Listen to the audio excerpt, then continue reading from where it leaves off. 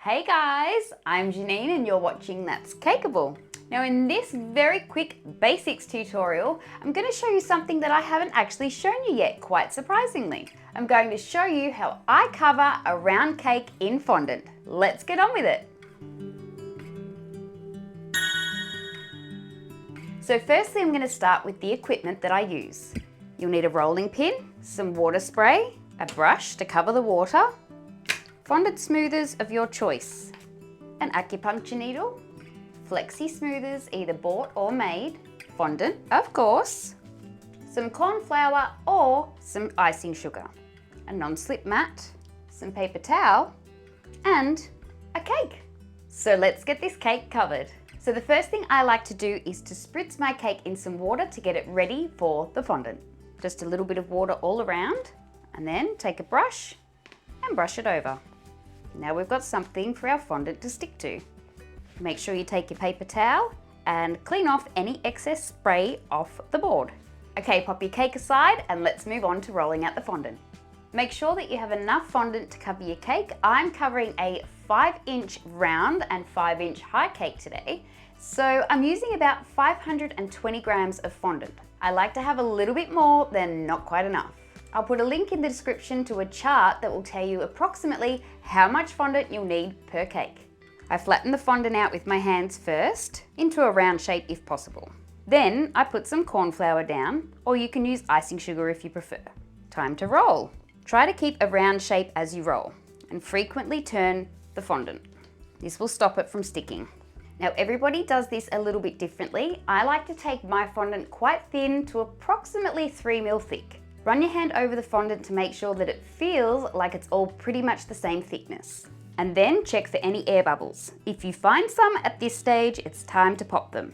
Take your acupuncture needle and pop away. For those pesky ones you can't see, you'll probably feel it with your hand anyway. I like to then take an acetate smoother and quickly smooth over the surface. Now it's ready to pop onto the cake. Lift up your fondant on your rolling pin. Pop it to one side. Put down a non-slip mat so your cake doesn't fly everywhere when you're covering it, and place your cake right on top. Then it's time to drape the fondant. Hold it up against the side of your cake and flop it over. I haven't quite gone long enough here, so I'm going to give it a very quick stretch. Be careful doing this or you might rip the edges. I go in with my acetate smoother now and firm down the top and secure the top edges.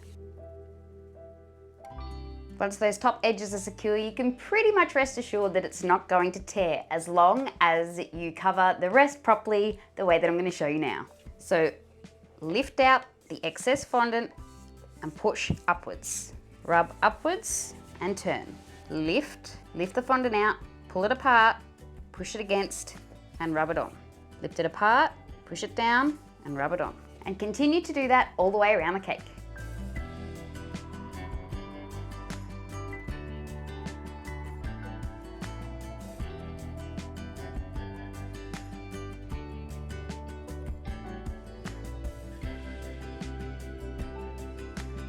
Okay, once it's all on, you want to take a smoother and just smooth around the edges, banging down at the bottom to make sure that we leave a ridge where we're going to cut the excess fondant.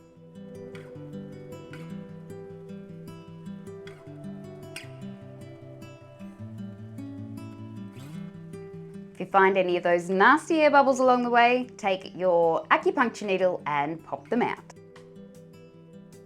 One item I forgot to mention at the top of this tutorial is you'll need either a pizza wheel or a sharp knife. Take the pizza wheel and cut the excess off the bottom of the cake.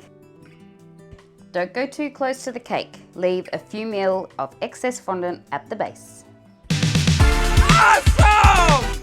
Now one of my little tricks is I don't really buy acetate smoothers. I buy little document wallets from the newsagent and cut them to the shape I want. So you can have larger ones, smaller ones, any you like, and they work really, really well.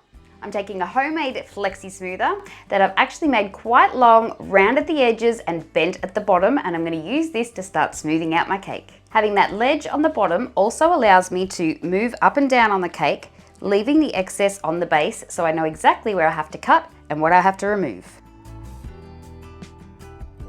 Next, I take 2 smaller flexi smoothers. I place one on the top, one on the side, and I press the fondant together as I move around. Now you want some pressure on this, but don't be too harsh on it or you will warp the whole shape. I find it easier to do this little by little.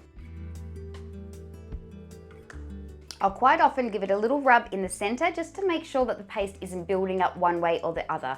You don't want a hump in the top of your cake. Once you've gone around once, go around as many times as you like to get the cake as sharp as you like.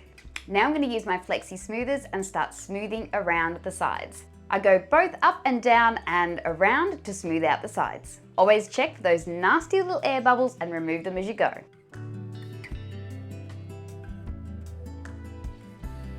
Now another thing that acetate smoothers are great for, especially the firmer ones, and I use them for frequently, is to cut off the excess from the bottom.